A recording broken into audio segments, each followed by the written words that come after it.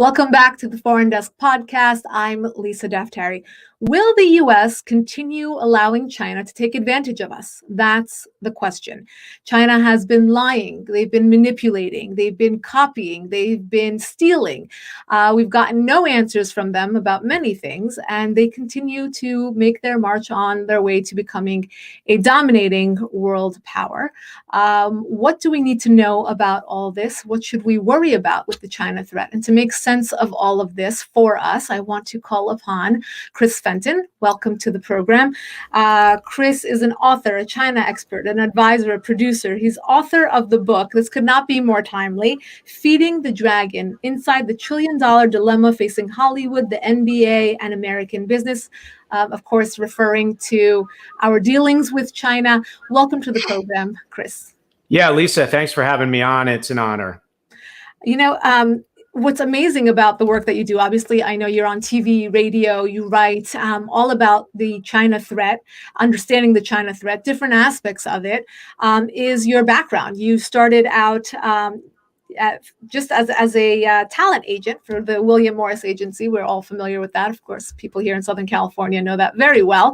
But even before that, you studied engineering in college at, of course, Cornell University. So you're not dumb. Obviously, you're very smart, but what brought you to this area of the world? How did you gain this perspective, and what makes you the China expert that you are? Well, first of all, I call myself sort of a populist China expert. My entree into China wasn't as a PhD in Mandarin studies or in China history. It was more about falling into the business of commercial and cultural exchange between the two superpowers, roughly around the turn of the century, the year 2000. And through the school of hard knocks, trials and tribulations of trying to navigate the China market in regards to getting partners of ours that were American companies, allowing them access to that market for their products and services, getting that approval through the Chinese Communist Party, and then ultimately figuring out how to get access to the consumers to create awareness and both excitement about the products and services. That was really the goal of what we had. And a lot of that exchange I dealt with in the cultural space. I mean, if you look behind me, you see movie posters. I come from a Hollywood background, like you said. I started as a mailroom attendee at the William Morris Agency, which was the largest talent agency around. And then through that, I became a feature film and television agent and came across a small Chinese company that was growing rather quickly. And we started financing small independent films with Chinese equity. And they were American movies with English language. And as that progressed, I started to see this massive opportunity to jump headfirst into that US-China dynamic as a career. And that's where I am today. I mean, can you bridge that for us? I mean, what were you seeing in the culture that brought us? And it's so interesting that you said you didn't have a PhD. Last week we had on, a PhD student who naively was studying for his PhD about Iran, and then because of what he was learning in the realm of just academia, he went over to Iran. Okay, this is lovely, and he got apprehended for over 3 years. So obviously, what we learn in the books does not translate as to what we see on the ground, and you got to see that up front. So what did you see there that brought you to so many of your conclusions about, what's going on now?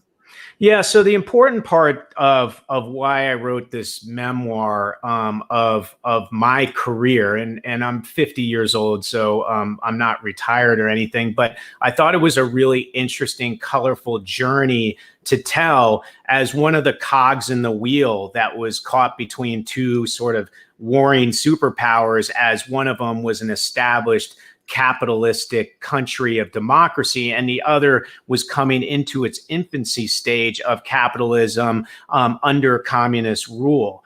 And the thought was, I really wanted people to read actually something that was really engaging and entertaining, and there's a lot of fun stories in there too, but also understand how people like myself fell under, I guess, the spell of globalism and the mission of opening China to our products and services that made us think what we were doing was in the best interests of Americans, in the best interests of the Western allies, because we felt like the more products and services we got in there, the better our GDP growth would be, the more jobs we would create. And ultimately, the more we would bring this communist country towards us as a democracy, creating that aspirational quality through those products and services that would make the people push their government to change. And as we know now, looking back, that was all misguided.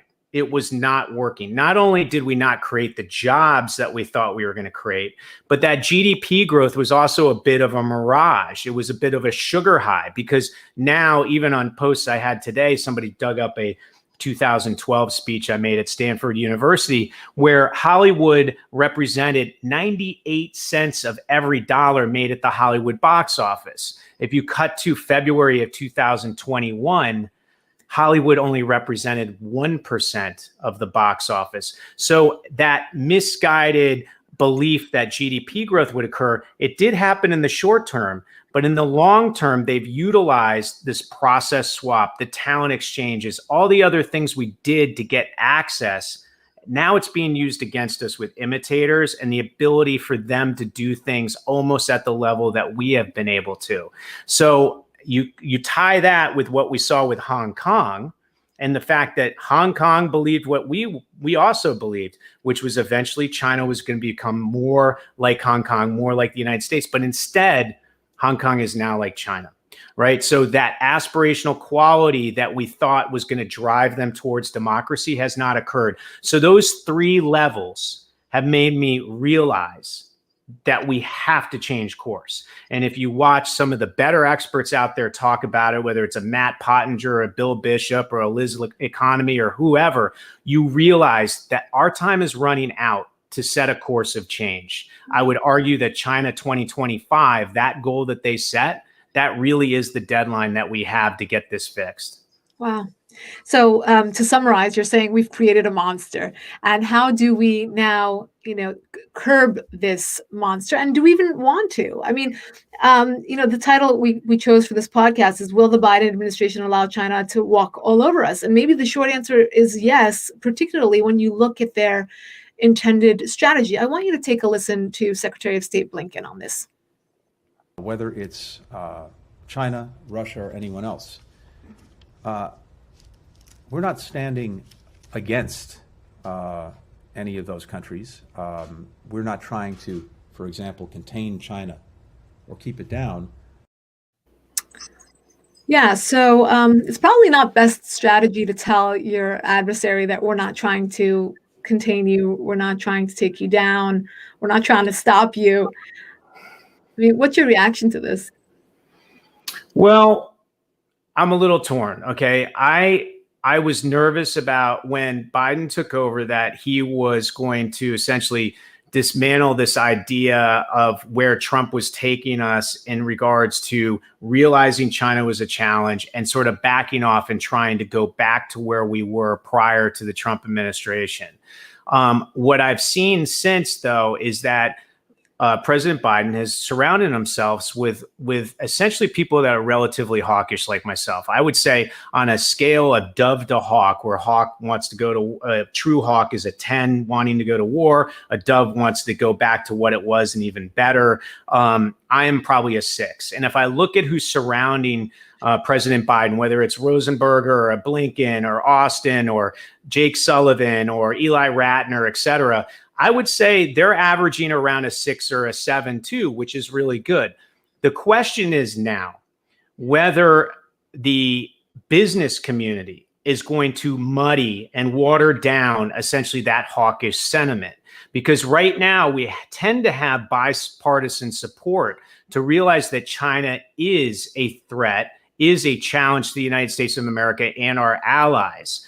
So the political environment here is not very copacetic towards the Chinese Communist Party narrative. So now the Chinese Communist Party is pushing the business community to lobby on their behalf. And we're seeing the ramifications of that just over the last couple of weeks, when you've seen Nike and H&M and Hugo Boss and Adidas, right, all companies of the Western allies and ourselves get into a lot of hot water over issues, because that's China spreading their wings and saying, hey, remember how important our market is. You go tell your leaders that. And the same thing that we saw yesterday with Boeing making a statement saying we need to separate politics and issues we have with China from trade. Otherwise, us, Boeing, we're going to lose our business to Airbus.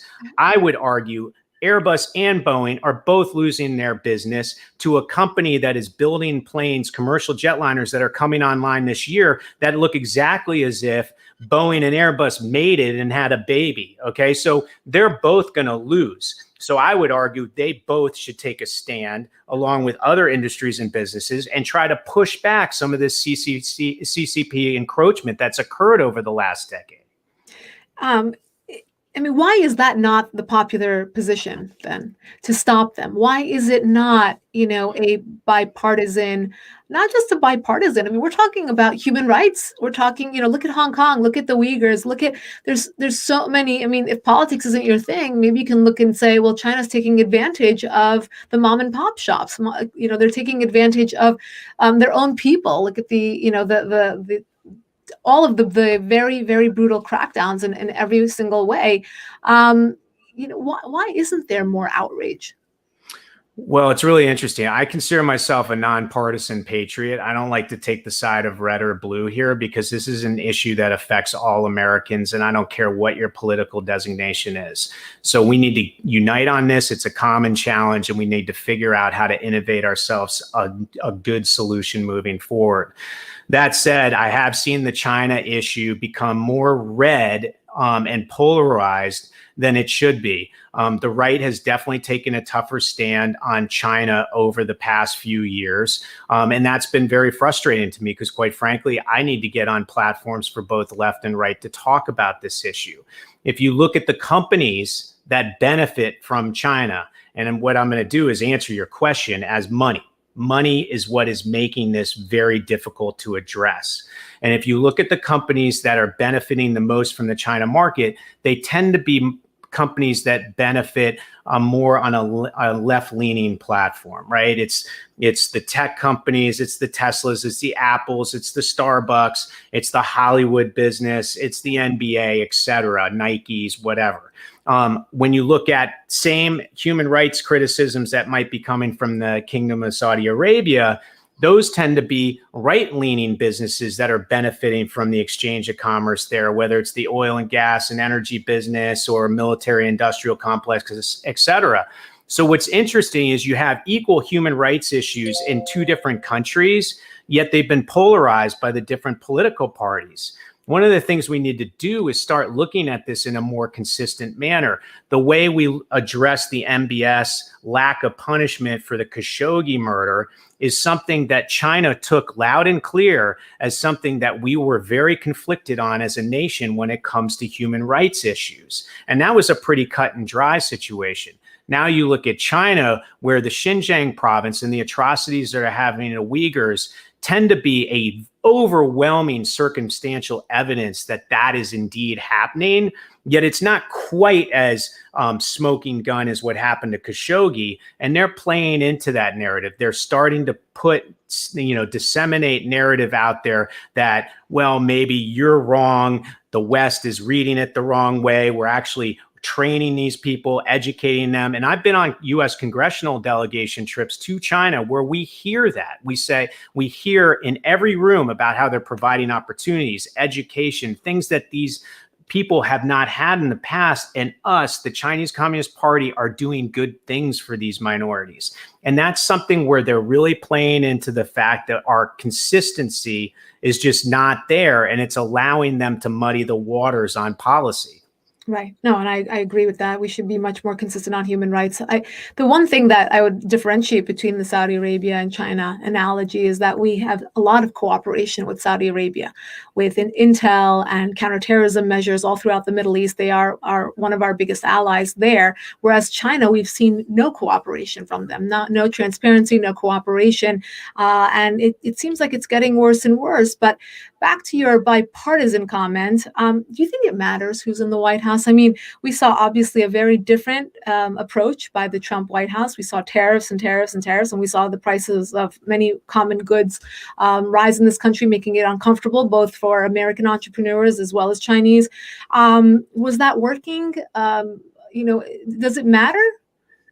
Well, look, I look at, and by the way, I lived on the west side of Los Angeles, so bringing up Donald Trump's name out here is something somewhat toxic, right? But I'll say, I don't care how much you don't like Donald Trump or how much you do like him. The one thing that he definitely did in regards to China is he ran up to the fire alarm and he pulled it.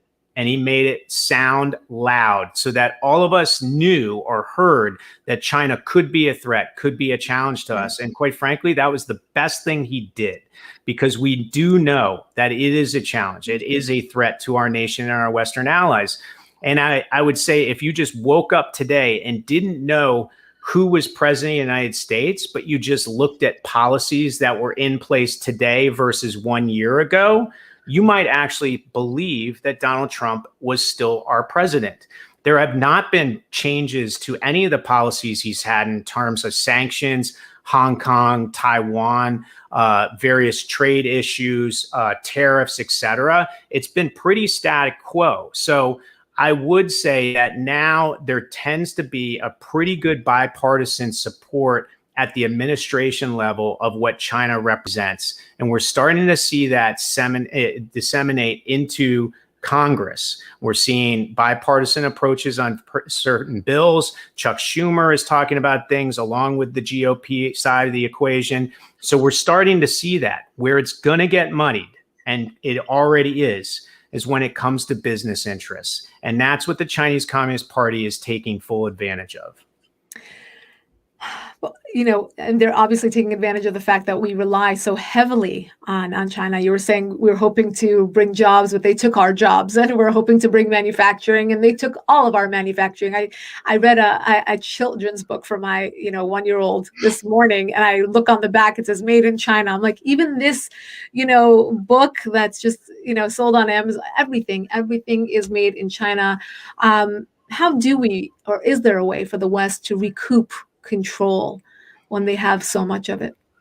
Well, it's a great question. I mean, first of all, as I say, I'm a 6 on the Hawk scale, right? Which means I don't want war, and I really don't want what we believe, or what I believe is a true Cold War, which to me is what we had with the Soviet Union and the United States back in the 80s, where you believed any single day a nuke could launch through the sky. What we need to do is look back to, I think, what happened to us in the early 1800s. If you recall, to build our industrial revolution, we actually did a lot of tech theft and IP theft and tariffs and protectionist policies against the European nations because they were so far ahead of us. So if you look at China today, they're sort of following the exact playbook that America had 200 years ago. The difference was back when we had gotten up to a level of standard in our industrial evolution that was almost the equivalent, if not the equivalent, of European nations, they finally put their foot down and they said, no more of this. We are rebalancing. We are resetting the relationship. We don't want to go to war with you, and we're not going to shut you off. We, in fact, want to continue a relationship, but we want it on better terms that are pro-Europe.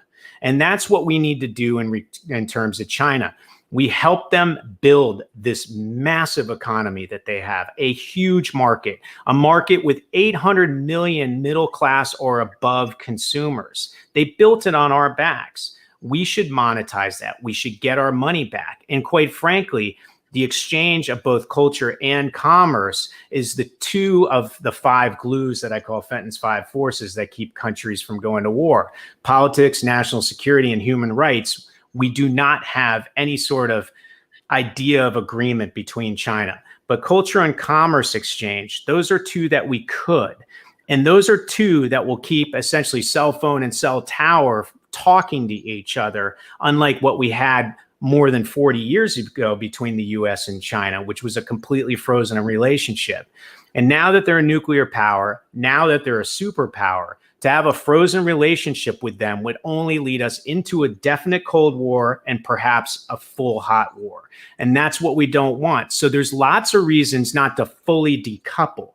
But what we need to do is start disruptively and constructively changing the dynamic. And that does mean some sacrifice. That means everybody with shares that are traded on the New York Stock Exchange, expect them to go down over the next 2 years, because we're going to have to move supply chains back. We're going to have to invest in R&D. We're going to have to start getting more self-reliant on our supply chains, particularly the ones with national security issues. And on top of it, we're going to have to address some of the unfairness that is going on in the trade imbalance. And that is going to cause some short-term pain financially.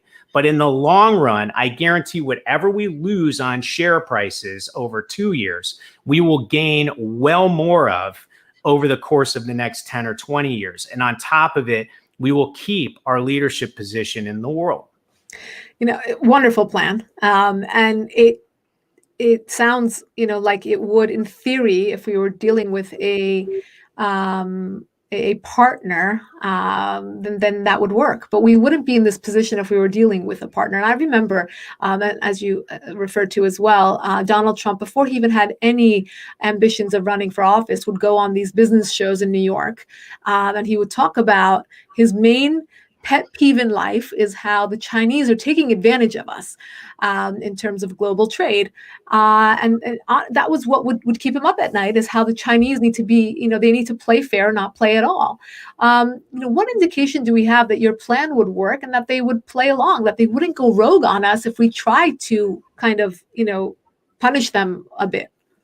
Well, one of the things I did when I wrote the book is try to explain how I was a cog in the wheel and didn't see essentially what Donald Trump saw. I mean, I was really under the spell of globalism is best and just open that market no matter what. And I wasn't the only one. There were plenty of others just like me that were doing it. And we weren't bad people selling the soul of the nation in terms of, making money or whatever it was. Yes, it was capitalism, but we thought it was capitalism with benefits too for the country that we cared about, right? And then over time, we started to realize that wasn't the case. And for me, it was so late in the game. Like, I didn't have my awakening as much as I was warned, even by my wife.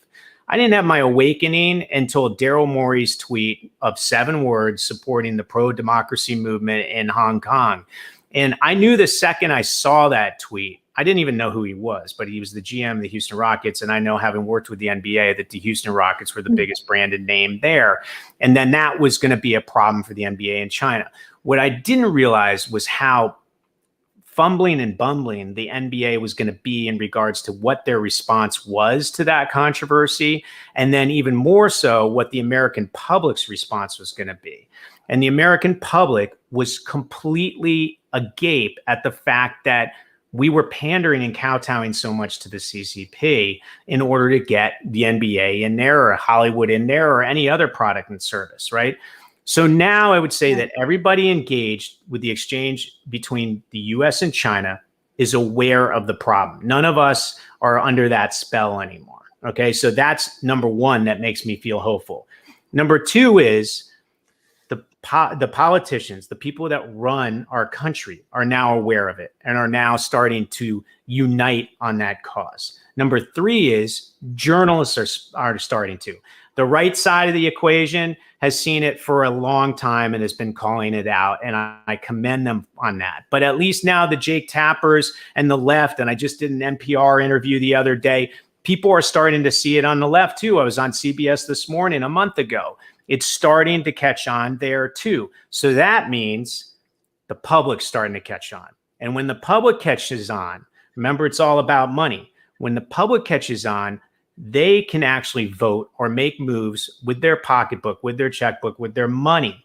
So if they start to see companies that continue in the engagement of kowtowing or pandering or doing something that's not in the best interest of the United States of America with China, they can penalize those companies here on the ground in the US. And at some point, the balance of, hey, is it worth making extra money in China doing all the nefarious things that we have to do it, is that worth more than what's happening in the Western markets in the United States where we're getting penalized for doing that?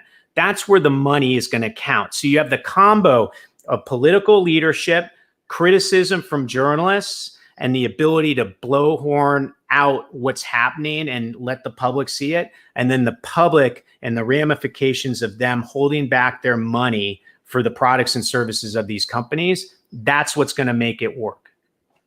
It's interesting you brought up the Maury NBA issue. We were planning on showing a clip from that. And this was, I have to apologize ahead of time to my husband because he's a Clippers fan, but I wanted to show the reaction from LeBron to this situation and on defending basically the Chinese government. Let's listen to that clip.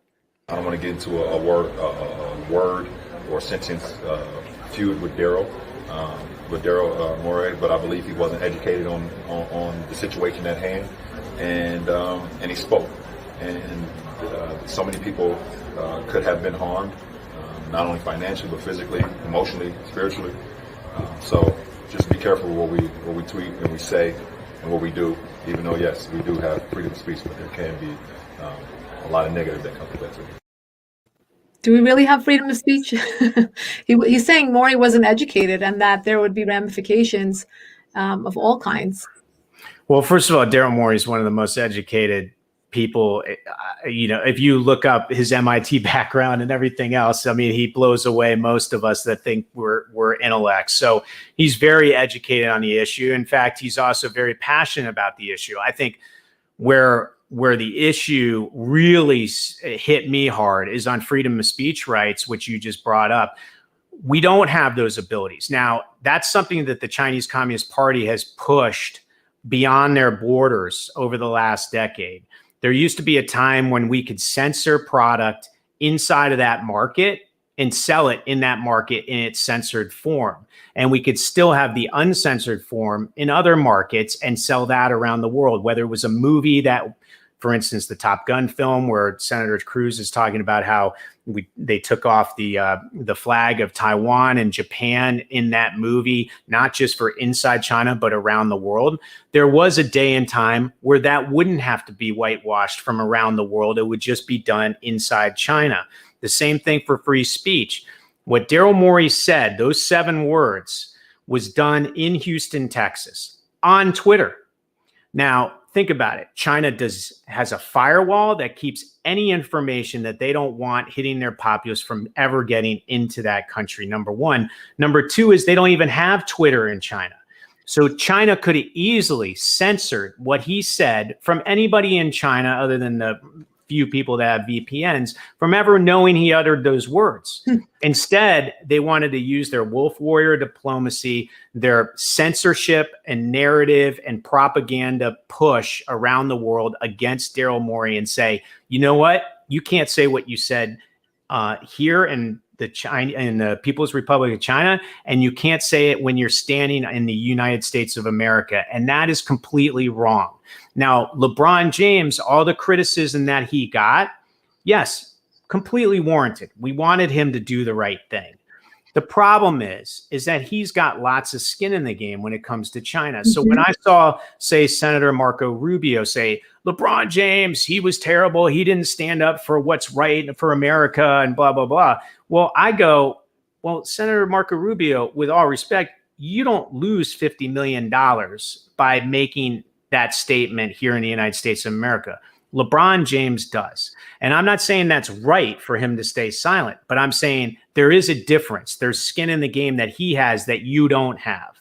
Now, what I would say is that LeBron James should be the focal point of unification behind the league, behind other leagues, behind all their sports partners around the world to essentially say, we want LeBron James to say the right thing. Mm-hmm. And if there's retaliation in China against his freedom of speech rights, mm-hmm. all the leagues, all the league partners are going to stop doing business with China until it's fixed. Mm-hmm. Now, that sounds crazy. That sounds like herding cats, right? But it's not, because we saw that actually work this summer when the BLM and the violence of police against minority, that whole crusade was occurring. the NBA took a stand and they boycotted playing games. And what happened? All the other leagues joined them and all the other NBA partners joined them. That was a domestic issue, but we saw unification happen. We can do the same unification against something that's a threat to America overseas. It's just as easy. We just got to have the resolve and the willingness to do it. Right. It's just using our leverage, as you said. That's our leverage to use. This all speaks to access. The access that the Chinese have over us, whether it's in China, in trade, or here in the United States. Think recently what happened with Eric Swalwell, the congressman who was allegedly having an affair with a Chinese spy, suddenly brought to light, all of the different Chinese elements that are here, doing that espionage work, whether it's in our universities, in our labs, trying to steal COVID vaccine information, trying to get all kinds of technological information, interning. You can't go around accusing every Chinese person you see, and that's not the point here. But can you quantify this for us? What is the extent of their reach? What is the extent of their penetration into our society? What sectors are they hitting? And what do we do about it? Well, it's a great question. First of all, you brought up a great point about Chinese people. The issue we have is not with Chinese people. In fact, I have lots of friends that are Chinese, and I actually really enjoy that country, and I love going there, and I'd love to go back. Our issue is the Chinese Communist Party, so we can't conflate those two. Number two is when you look at China, the Chinese Communist Party and China overall, they have a 5,000-year history. And the beauty of that for them in regards to the way they look at the world is that they have a long-term view of things. And that allows them to play a long-term view of a chess game versus our situation where we talked about it earlier. We look at stock price fluctuations, quarterly results, 2 to 4 year election cycles, and the fact that our history has only been around for 200, 250 years. So we are very short term in the way we think. And on top of it, we sort of play a game of checkers right now, which I'm hoping to change at some point in the very near future. So if you look at the access question you brought up, it's really interesting. And I'm going to bring up once again how complicit I was in this mess. But Cornell University, which you brought up, I went to, is now in a big controversy because they were the first Ivy League school and one of the first schools in the nation to open up an operation in China. They did it in conjunction with Peking University. I actually personally was involved with bringing some U.S. congressional delegations through that campus to shake hands with the students and the faculty there because I was actually really proud of that. I thought it was really trailblazing and very smart to do. Now, what you see is that things like that are allowing access for Chinese communism propaganda to infiltrate our education system. And on top of it, the exchange of their students under the national security law, which is a really, really tough law, prohibits what they can and can't say when on the ground on foreign soil. So there's a certain amount of subtle propaganda that occurs through that type of educational exchange. And then you combine that with the Confucius Institutes and various other things that are happening that are rather pernicious between our world of academia and the Chinese Communist Party. It all adds up to this really smart long-term chess game that they play to infiltrate the way we think about China, because none of those kids that are at universities today can really do much, right, on behalf of the Chinese Communist Party. But they're not thinking that way. They're thinking 20 years in the future. Some of those kids at some of those top universities are going to be in very powerful business or political leadership positions. And that's where they want that mentality and that ability to think about China in a more soft and dovish way to work in their advantage. It's a really, really smart, clever, long-term approach. And it's something that I think we also need to look at when we talk about, and Donald Trump brought up TikTok and ByteDance, and the fact that harvesting big data is going to be used against us. I look at my 14-year-old twins who use TikTok, And I don't think anything nefarious is going to come of whatever's being tracked by them doing dance videos. But what is happening is all that big data is being harvested and is going to be used in combination with AI technology somewhere in the future. It might be next year. It might be 10 years from now. It might be 20 years from now. The Chinese Communist Party doesn't care. They just know they're going to use it at some point against us. It's part of the art of war. And it's something we need to be really cognizant of. They play a very long game. And we're playing something that actually to most Americans looks a bit like a slow-moving train wreck. And that is something that's very hard to get rallied behind to try to fix. Yeah, absolutely. I mean, I think you hit upon the most important piece of this of the Chinese strategy that's being lost on a lot of lawmakers and decision makers, frankly, about the long-term game that the Chinese are playing. And just this last week, I think we were all, blindsided by the fact that Iran and China just struck a 25-year deal. I mean, 25 years for $400 billion to be invested into the Iranian economy, which is really just buying Iran. They basically purchased Iran and all the access, not just to Iran, but to the Middle East entirely. This comes, I mean, it wasn't such a big deal in the mainstream media as it was, let's say, in my world. I cover the Middle East and foreign policy for that matter. And I just saw this as, well, how are we now going to deal with or curb either one of our adversaries if they're, jumping into bed together for the next 25 years? I mean, what are the ramifications of this deal for the United States? Well, there's so much nuance to it. So I'm going to hit it from the top part of the onion. And I've listened to some of your experts talk about this, and I'm in awe with some of the analysis that they do. So I'm going to let them do that expert stuff. But let's look at the top part of the onion peel. Okay. Number one is we've created a vacuum. Those sanctions with Iran means Iran needs other friends out there. China has essentially got no reason to be friends with Iran. There just isn't. But they're the enemy of an enemy. So they fill the vacuum. Now, on top of it, China's number one goal, the Chinese Communist Party's number one goal, is to keep 1.4 billion people just happy enough that they don't revolt. Okay, that means provide them all of what they need and some of what they want, and messaging that they can aspire to more down the road.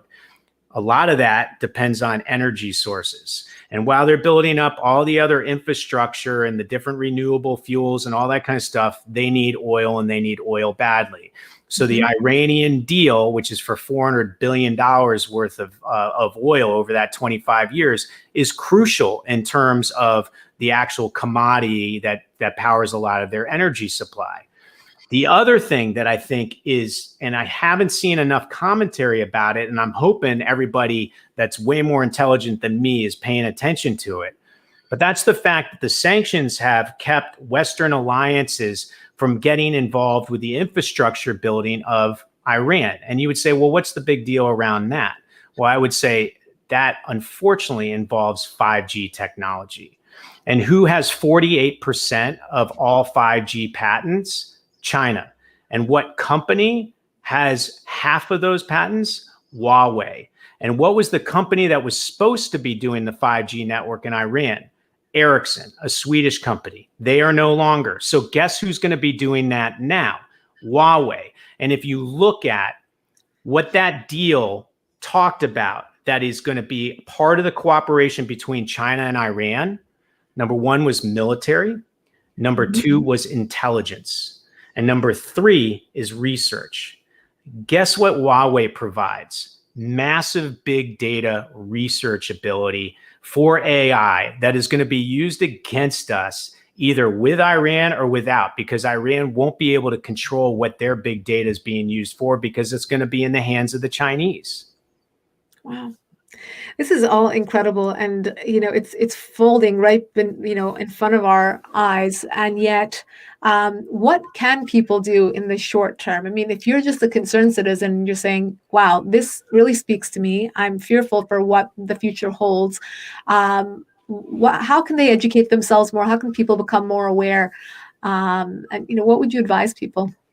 Well, I'll answer that question first, but I'm actually, because you're such an expert in the Middle East region, can I ask you one question? Sure, why not?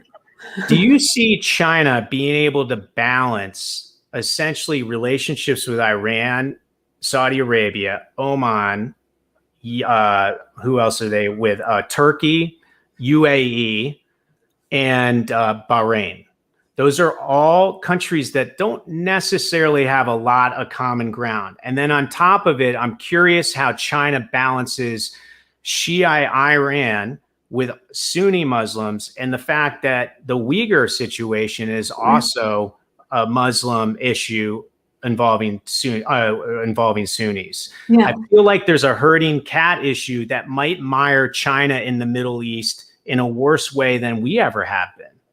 It's interesting because I think that we definitely have a new Middle East. The countries that you mentioned, a lot of them have signed on to the Abraham Accords, for example. So they've completely switched their, allegiance to Israel and the United States versus Iran. It was really one of the reasons, not just for prosperity and economic growth, one of the reasons was to curb the Iranian regime's opportunity in the region, and obviously that will affect things. But I think China's approach to foreign policy is kind of like Spectrum. If you live in Southern California like I do, you hate Spectrum, but you call them anyway, and you need their services. So you pay the bill, you curse at them all the time. You have to wait on hold for 3 hours. They're awful. If they tell you they're coming for services, they'll say, we'll come anytime between 8 a.m. and 5 p.m. So there goes your day. But you'll use them anyway. And I think that that's really the way that China has operated. There's no tender, there's no love, there's no hand holding, there's no ally, there's no friendship in its dealings with any country. And for that reason, I think if they have something that the country that it's dealing with wants, then there will be that special relationship just for that. We're living in a very post-Allied world where people, deal with each other based on shared interests. Just the way that many countries deal with Saudi Arabia, or they'll deal with Turkey, and they don't agree with everything that they're doing. Well, China is a worse example, but I think it's positioned itself to have things that people want and will use in order to just meet their bottom line. And I think we've had a very tough year globally. I think everyone's in a very similar place. So in order to recoup, I think we all think short term and China thinks long term. And I think you nailed that point. So because of that, I think they won't have any issues finding new partners all around the world. I actually want to let you finish the last question as to what people can do, how they can get more how they can get more educated. And what's very interesting is your book, which is right behind you. I actually just ordered it. I'm going to tell people the name of the book again: Feeding the Dragon: Inside the $1 Trillion Dilemma Facing Hollywood, the NBA, and American Business. I think your perspective is brilliant. I know you mentioned a lot of the PhDs and a lot of the very educated and impressive people that talk on this topic, but there's something about your perspective that speaks to the truth, and it speaks to what's going on inside a very large country with a lot of things, a lot of nuances going on the ground, most of them having to do with exactly what you said: Hollywood, sports, celebrities, having to ride a bike to work every day, and all of a sudden getting the chance to ride in a Lamborghini and not having anything in between those two items. So I encourage you all to get the book to understand really the intricate situation that we have with China, and to look at it from a very long-term perspective as to what they're up to for the next 2 decades. And with that, I'll let you have the final word, Chris.